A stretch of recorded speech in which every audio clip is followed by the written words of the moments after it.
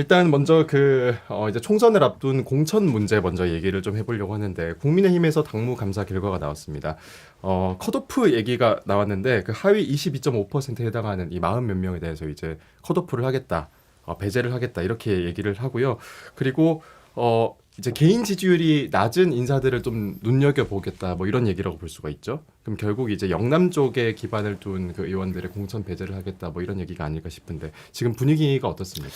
아무래도 뒤숭숭하죠. 이제 공천을 앞두고 있는 상황이다 보니까 현역 의원 같은 경우에는 이러한 어떤 기사로 이런 것을 접하면 본인들이 또 해당될 수도 있고 네. 그러다 보니까 굉장히 뒤숭숭한 상황이고요. 그런데 당무감사라는 것이 과거에 정치 보복 형태로 많이 존재해 왔어요. 그러니까 말씀하셨던 것처럼 당 지지율보다 개인 지지율이 낮은 인사들 뭐 눈여겨봤다 뭐 하는데 과거에 이제 당무감사를 봤을 때 정량평가 정성평가를 같이 해왔는데 네. 보통 평가 기준이 이래요. 그러니까 뭐 당협 사무실을 운영하고 있는가. 네. 근데 사실 당협 사무실을 운영하는 것조차도 편법이에요. 사실 그건 안 우리 돼요? 정당법상 그 원외위원장은 당협위원장 사무실을 못 두게 되어 있는데 네. 그래서 이제 다른 형태로서 이제 운영을 하고 있거든요. 사실 그러한 문제도 있는 것이고 네. 뭐 지역의 당원들한테 이제 이야기를 들어가지고 현역 당협위원장들의 평가, 세평이라고 할까요? 이런 걸 듣는데 그것도 사실 이 당협위원장을 뭔가 안 좋게 평가하려고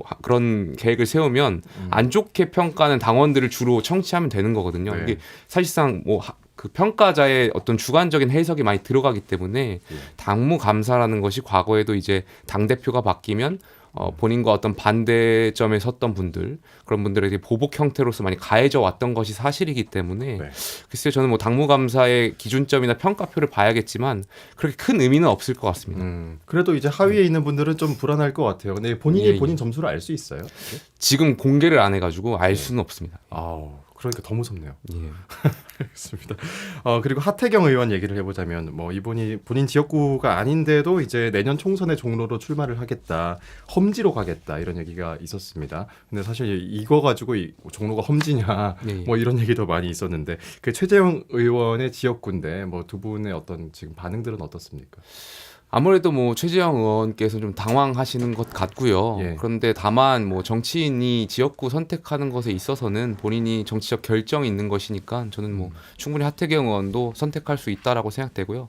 하태경 의원이나 최재형 의원이나 저희 당의 소중한 자산이세요. 네. 그리고 또 두 분 다 대선 주자셨고 당 내에서 종로라는 지역이 굉장히 중요한 지역이고 또 사수해야 되는 지역이기 때문에 전 두 분이 좀 어떤 선의의 경쟁, 종로구 지역 주민들이 또 우리 당원들이 원하시는 분이 어떤 분이 될지 그런 선택을 받는 과정을 통해 가지고 우리 당의 훌륭한 후보로 선택되셨으면 좋겠습니다. 네, 박성민 전 의원님은 어떠세요?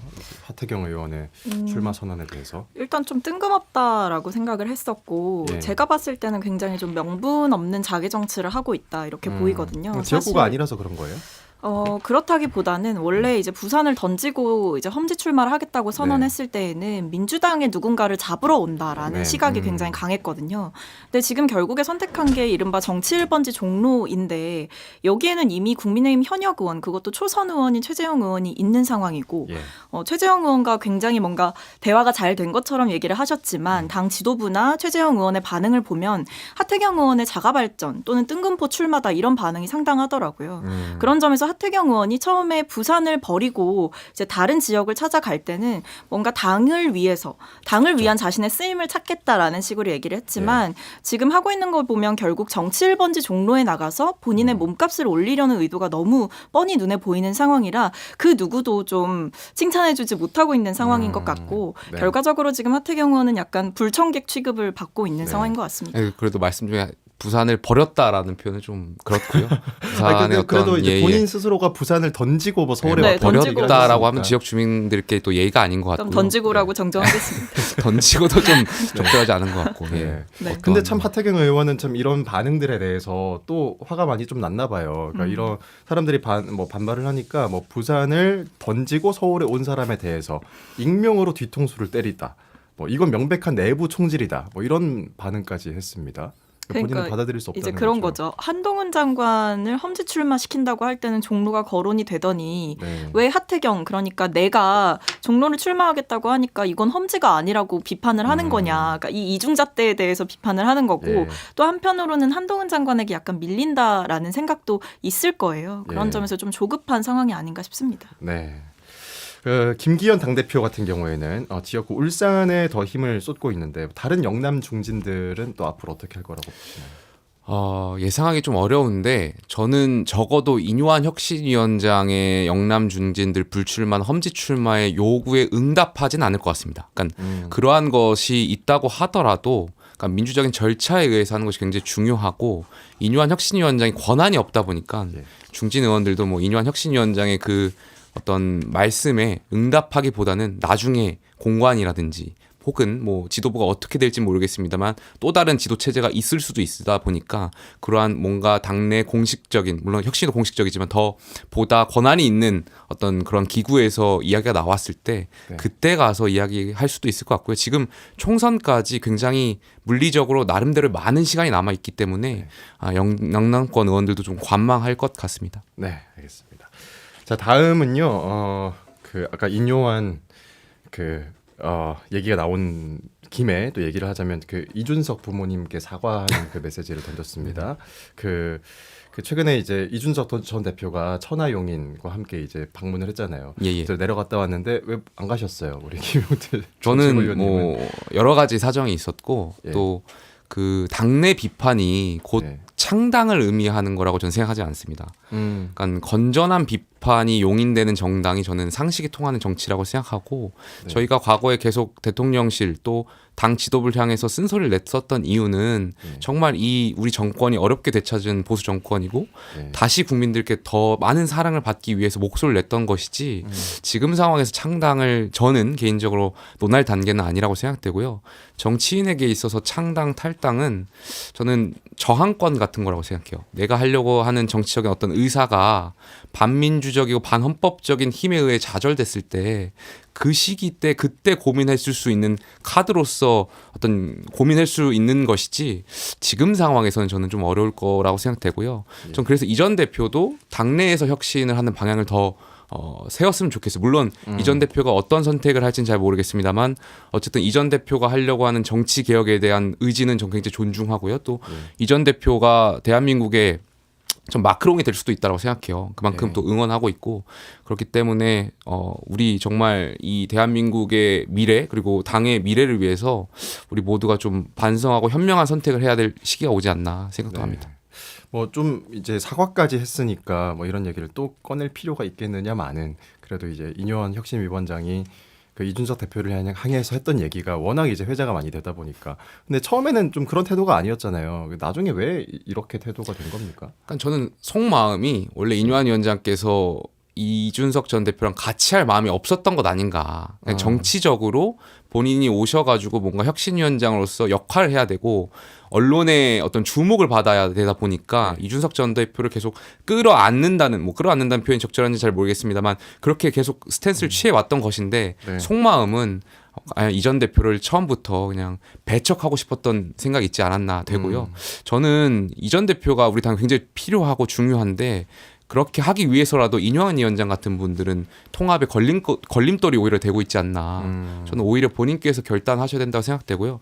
지금 아나운서께서도 앵커께서도 초반에 이제 저희가 나이를 물어봤었지만 3040 세대에 대해서 인요한 위원장께서 굉장히 우습게 생각하시는 것 같아요. 아니 지금 앵커께서도 지금 MBC 근무하시지만 네. MBC에 뭐 의견이 다를 때 상사분들이 부모 이렇게 들먹이면서 하진 않잖아요. 그렇죠. 그런 얘기는 하지 않죠. 절대. 그렇죠. 그거는 정말 대한민국 어떤 문화의 조직 문화에 있어서 좀 충격적이었고 이건 인요한 위원장께서 뭐 이전 대표한테 사과는 했지만 저는 젊은 세대에 대한 사과도 필요하다 이렇게 생각합니다. 그리고 사실 또 이전 대표의 영향력에 대해서도 굉장히 좀 과소평가한 게 아닌가 저는 이런 생각도 들더라고요. 사실 대구에 가서 지지자들 많이 모였잖아요. 예. 이 정도면 굉장히 영향력 있다고 볼 수 있지 않습니까? 뭐 저는 그 지지자의 숫자가 중요하다라고 생각하지 않아요. 네. 다만 그날 그 대구에 모이신 1,600여 명의 그 많은 분들이 왜 그날 그 소중한 주말에 모였는가. 지도부와 대통령실에서 굉장히 그 의미를 좀 뼈저리게 반성해야 될 부분이 있다라고 생각해요. 이분들의 지지를 받아내고 이분들 다시 국민의힘을 지지하게끔 만드는 것이 저는 우리 총선이 나아가는 우리 당의 방향이라고 생각합니다. 네, 아까 앞에서 살짝 말씀드렸지만 이제 그 공천에서 이제 낙제점을 받은 사람들 이제 46명들이 이제 이준석 전 대표와 함께 할 수 있다. 신당 창당을 할 수 있다. 이런 얘기도 나오고 있는데 어떻게 생각을 하십니까? 박성민 저는 제가 봤을 때는 이제 충분히 가능성이 있다라고 생각을 하고 네. 지금 김기현 대표가 이제 어떻게 보면 본인의 험지 출마나 불출마로부터 좀 벗어나기 위해서 이제 네. 다른 중진들이나 다른 영남권 의원들을 일종의 좀 희생양으로 또 삼으려는 게 아닌가 싶어요. 그렇게 해서 결국에 공천 개혁을 본인은 자리를 지키지만 다른 사람들을 통해서 이뤄냈다라는 것을 명분 삼아서 본인의 자리는 계속 유지하려고 하는 것 같거든요. 네. 근데 그런 면에서 이번에 사실 한 22.5%가 컷오프 될 거다라는 수치가 구체적으로 나왔기 때문에 네. 이게 본인이 구체적으로 몇인지는 알 수는 없지만 사실 하위권이면 좀 안다라고는 하더라고요. 아, 본인들이 그래요? 알수 네, 느낌적인 느낌이 있다라고들 하시던데 네. 그래서 그런 면에서 실제로 공천에 있어서 좀 불안감을 느끼는 분들 같은 경우에는 충분히 이준석 전 대표에게 손을 내밀 수도 있고 이준석 전 대표가 내미는 손을 잡을 수도 있는 상황이죠. 네. 그러니까 뭐 이게 기록은 누군가가 할 것이고 당직자들이 이제 기록을 하다 보니까 기록한 당직자가 이제 친한 의원들한테 알려줄 수는 있겠죠. 조심해라. 예. 불안합니다, 의원님. 뭐 이렇게 해주지 않을까요? 공식적으로는 네. 공개는 되어 있지 않습니다. 예, 좀 다른 얘기 해보자면요. 민주당 그 당무위원회에서 대의원제 비율 축소 얘기가 나옵니다. 뭐 여기 대해서 이낙연 전 대표도 좀 아쉽다 뭐 이런 얘기를 했는데 그렇게 되면은 결과적으로는 그 권리당원의 어떤 영향력이 좀 더 세지고 그러니까 이른바 이제 개딸 지지층들의 영향력이 더 세지지 않을까 이런 얘기가 또 나옵니다. 저는 이재명 대표께서 지금 총선을 앞두고 별로 절실해 보임이 없다라고 생각돼요. 그러니까 결국에 이 권리당원 비중에 대한 것 국민들 다 아시잖아요. 이재명 대표 체제를 공고히 하려고 하는 어떤 명분인 거잖아요. 그러니까 결과적으로 이재명 대표가 총선 이후에 새로운 전당대회를 치렀을 때 본인이 뭔가 추대할 수 있는 본인이 지지할 수 있는 당대표가 후임 당대표가 되어서 어떤 본인의 어떤 사법 리스크라든지 여러 가지 재판 이러한 것을 지켜줄 수 있는 당대표를 뽑기 위한 데만 혈안이 되어 있는 거 아닌가. 그러니까 오로지 지금 체제를 유지하기 위한 데만 골똘히 생각하고 있는 거에 대해 생각하는 것 아닌가에 대한 아쉬움이 있고요. 네. 민주당이 지금 나아갈 방향이 굉장히 명확해요. 과거의 민주당의 가치를 다 잃어버렸거든요. 과거의 민주당 이재명의 민주당이 아니라 정말 민주당스럽게 민주당이 있었던 가치들을 다시 되찾는 그런 작업들이 필요하지 않나 생각됩니다. 네, 이게 전당대회가 내년 8월? 네, 8월 8월입니다. 맞죠? 네. 네. 어떻게 생각하세요? 그러니까 뭐 방금 앵커께서도 언급해주신 것처럼 전당대회는 총선 끝나고 치러지거든요. 네. 그래서 사실 이 대의원제 문제를 건드는 게 약간 일종의 그 당내 분열의 씨앗이 될 수도 있는 좀 민감한 사안이라서 당내에선 사실 총선 끝나고 다루는 것으로 다들 이해를 하고 있었고 일종의 네. 좀 합의를 이루고 있었다고 봐요. 근데 이게 이번에 좀 처리를 하는 수순으로 가게 되면서 제가 봤을 때는 뭐 내용 자체는 뭐 표의 등가성을 다루는 문제이니 다뤄볼 수는 있다라고 생각을 하는데 시기가 좀 아쉬워요, 저는. 왜냐하면 지금은 사실 총선을 위한 전략을 짜야 될 때고 예. 총선에 대해서 모든 에너지를 투입해야 할 때인데 네. 지금 상황에서 굳이 내부에서 좀 갈등이 될 만한 요소를 굳이 지금 이 시점에 건든다는 게 결국에 나중에 가서 다른 사람들을 설득하고 합의를 이끌어낼 자신이 없기 때문에 지금 좀 처리를 미리 해버리는 게 아닌가, 좀 관심이 쏠리지 않을 때 네. 그런 생각이 들거든요. 그래서 네. 좀 타이밍이 아쉽습니다. 그만큼 지금 또 친명계가 또 힘을 또 많이 얻는 그런 상황이다 보니까 뭐 또 이런 얘기가 나오지 않을까 싶고, 그러니까 친명과 비명의 어떤 대립이 되게 거센 것 같아요. 그러니까 이런 얘기도 있더라고요. 그 개딸 파시즘. 그러니까 비명계에서는 이런 얘기도 하더라고요. 뭐 아무래도 이제 강성 지지층에게 주로 타겟이 되는 분들이 이제 비명계 의원들이시다 보니까 본인들이 이제 받는 공격의 수위도 점점 강해지고 뭐 단순히 이제 문자로 공격을 받는 걸 넘어서 뭐 지역 사무실에 찾아온다던가 지역 사무실에 찾아와서 뭐 30분 넘게 약간 고성을 지르거나 항의를 하거나 네. 이런 일들도 좀 발생을 했기 때문에 사실 강성 지지층 눈치 보느라 아무 얘기도 못하는 당내 분위기가 계속해서 좀 고착화되는 거는 문제가 있다라는 지적을 계속 하시고 있는 상황이에요. 근데 이게 뭐 구체적으로 뭔가 개선이 되고 있는 상황은 아니고 사실 총선이 다가올수록 특정 인물들이 좀 낙인 찍히고 공격받는 거는 당연한 지금 수순처럼 돼가고 있어서 네. 당사자들 입장에서는 강하게 이런 상황을 비판할 수밖에 없는 거죠. 네. 근데 이낙연 전 대표도 이제 어제 또 비판을 했습니다. 뭐 멘트가 굉장히 이제 좀 셌는데 그 리더십과 강성 지지자들의 영향으로 면역 체계가 무너졌다. 당의 면역 체계가 그 결과로 민주당의 도덕적 감수성이 무뎌졌다. 당이 정책을 내놔도 사법 문제 가려지곤 한다. 뭐 방금 김용태 최고위원 말씀하신 것처럼 그런 건데 그 이 발언에 대해서는 어떻게 두 분 들으셨어요? 일단은 되게 좀 묵직한 비판이죠. 그리고 당에 어떻게 보면 큰 어른이시기도 한 분이라서 예.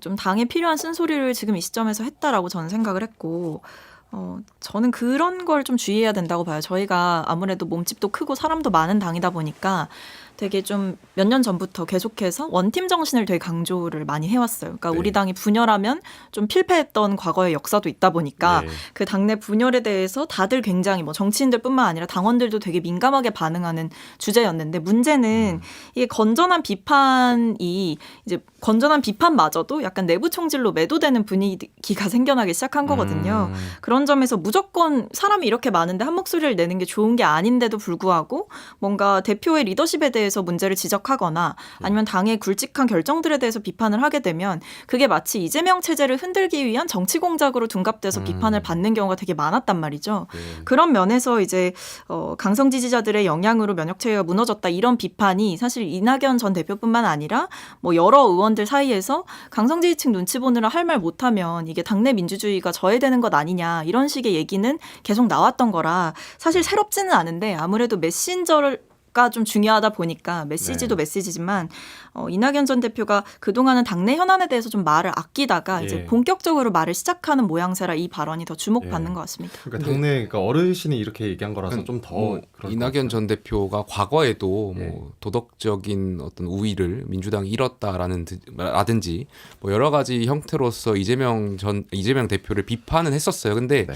저는 당연히 이낙연 전 대표가 비판하실 수 있다라고 보고 다만 이낙연 전 대표도 저는 반성하셔야 된다고 생각해요. 지금 뭐 당이 강성 지지자들의 영향으로 면역체가 무너졌다 이런 말씀하셨는데 과거에 문재인 정권 때 사실 뭐 본인이 이제 전 양념 당대표로 발언도 있을 때도, 있었고 예. 총리셨고 이제 당 대표도 지내셨는데 그때도 뭐 문프 뭐 하고 인이 하고 싶은 대로 다 해 막 강성 지지층들에 휘둘렸었잖아요. 그때도 예. 근데 그때도 당의 어떤 역할을 하셨던 분이 그때는 어떤 반성이나 이런 것을 하지 못했고 또 그 당시에 민주당이 얼마나 잘못했습니까? 4.7 그 당시 서울시장 부산시장 재보선 선거에서 당원 당규까지 고쳐가면서 후보를 내는 그런 역할들 다 해오셨던 건데 이낙연 전 대표가 거기에 대한 반성은 없고 그러니까 지금 강성 지지층이라고 하는 이른바 개딸들의 영향에 대해서만 또 비판하고 있는 행태는 이낙연 전 대표도 반성해야 될 지점이 있다는 말씀 좀 드리고 싶습니다. 사실 이게 많은 정치인들이 원래 계속 공격당하는 지점 아닙니까? 그러니까 그때 했던 말과도 지금의 상황과도 다르고 이게 뭐 드라마 대사도 나왔지만 뭐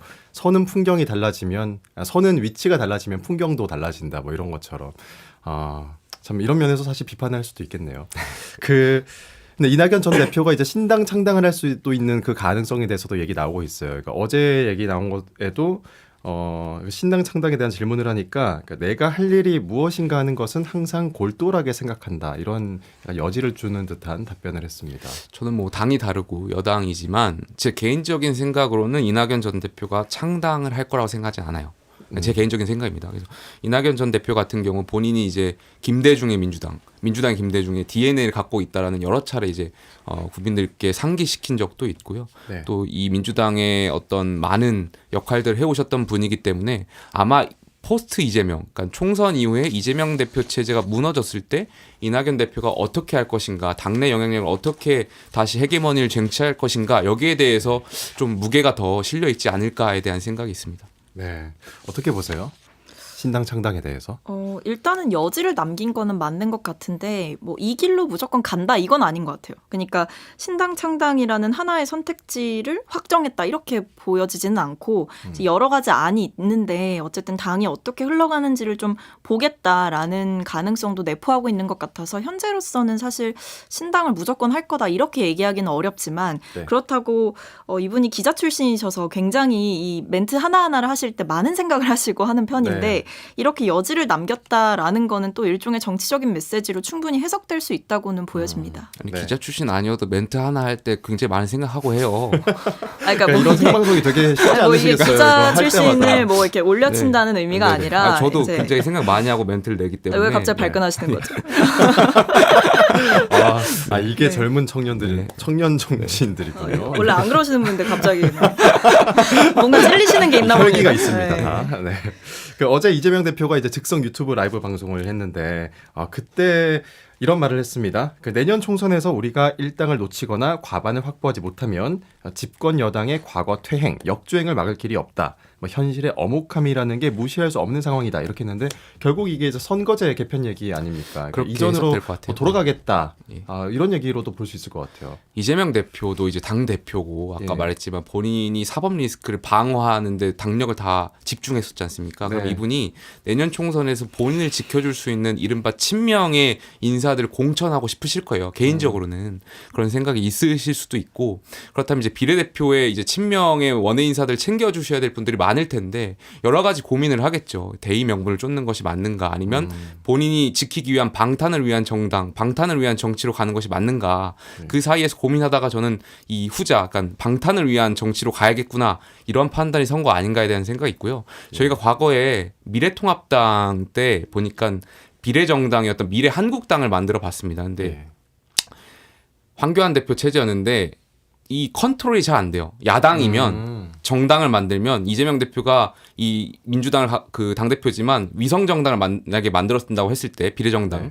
이 친명 인사를 당대표로 만들고 뭐 그 당력을 다 잡았다고 하더라도 이 정당을 만든 또 다른 대표가 아마 이재명 대표 말을 안 들을 가능성도 높고 그래요? 이게 컨트롤이 안 될 겁니다. 그것을 이재명 대표가 다 알고 있기 때문에 병립형으로 회귀하려는 생각이 있지 않을까 저는 그렇게 생각합니다. 아니 그러면 이제 그 이재명 대표는 위성 정당을 유지 뭐 하되 뭐 이런 얘기도 하고 있는 것 같아요. 그러면 이제 그 본인의 총선 그 대선 공약도 사실은 뭐 파기하는 거라고 볼 수가 있는 건데, 근데 사실은 그러면 이재명 대표 입장에서는 뭐 위성 정당이 있으나 없으나 상관없는 거 아닙니까? 이재명 대표는 뭐 여러 차례 말씀 바꾸셨고요. 그러니까 네. 과거에도 뭐 대선 때 불체포 특권 포기하겠다 말씀하셨지만 또 아니었잖아요. 뭐 그런 과정들을 국민과 민주당 당원분들도 다 봐오셨기 때문에 뭐 과거의 공약을 걸었다고 해서 그것을 지키는 분이라고 저는 생각하지 않아요. 그렇기 때문에 지금 현실 정치에서 이재명이라는 이 개인의 정치인을 방어할 수 있는 방법이 어떤 게 더 현실적인가 이 판단을 하시지 않을까. 굉장히 아쉬운 부분인 거죠.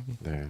선거제가 예전으로 돌아갈 가능성이 있을까요? 사실 이 발언만 보면 어느 정도 마음에 좀 기준이 선 것 같다라는 느낌을 받았어요. 병립형으로 돌아가는 게 현실적인 상황에 좀 맞지 않겠냐 이런 것 같았는데, 그러니까 지금 문제는 두 가지예요. 이 연동형 비례제를 유지했을 때 그 상황을 반대하는 사람들이 논리는 일단 1번은 연동형을 유지했을 때 국민의힘은 100% 위성정당을 만들 거고 우리는 네. 만들지 않는다고 했을 때 명백하게 의석수에서 손해를 볼 거다.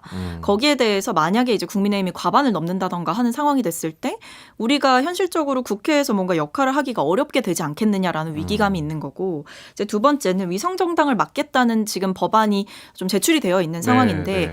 그게 현실적으로 위성정당을 진짜 막을 수 있겠냐라는 회의적인 시각들이 당내에 존재합니다. 그래서 그래도 70명이 넘게 이렇게 발의를 네, 했는데도 네, 그래요? 굉장히 많이 준비를 했는데도, 그러니까 그 법안을 준비한 사람의 수와는 전혀 상관없이, 그러니까 현실적으로 위성정당이라는 것을 법안을 통해서 제재할 수가 있는 거냐, 뭐 이런 얘기를 하시는 분들이 있어요. 예를 들면 뭐 국고보조금을 뭐 위성정당과 모정당이 합쳤을 때 국고보조금을 깎는 법안 같은 경우에 네. 그럼 뭐를 위성정당으로 볼 거냐. 그러니까 본인들은 우리는 위성정당 아닌데요? 라고 만들어 놓고 예. 나중에 정말 우리 정치적인 뜻이 같아서 합치는 거예요. 라고 했을 때 그 기준을 누가 판단하냐. 그러니까 하긴 너무나. 그 위성정당이라는 게 정확하게 그 규정된 건 아닌 거죠? 네, 맞습니다. 그냥 네. 우리가 봤을 때 사실 아는 거지. 만약에 이제 본인들이 정말 신진 정치 세력인 것처럼 주장했을 때 그걸 법적인 규제를 할 수 있을 거냐. 이런 질문을 갖는 분들도 계시더라고요. 예. 근데 저는 사실 중요한 건 우리가 이제 뭐 실리와 명분 사이에서 지금 고민을 하고 있는 상황인데,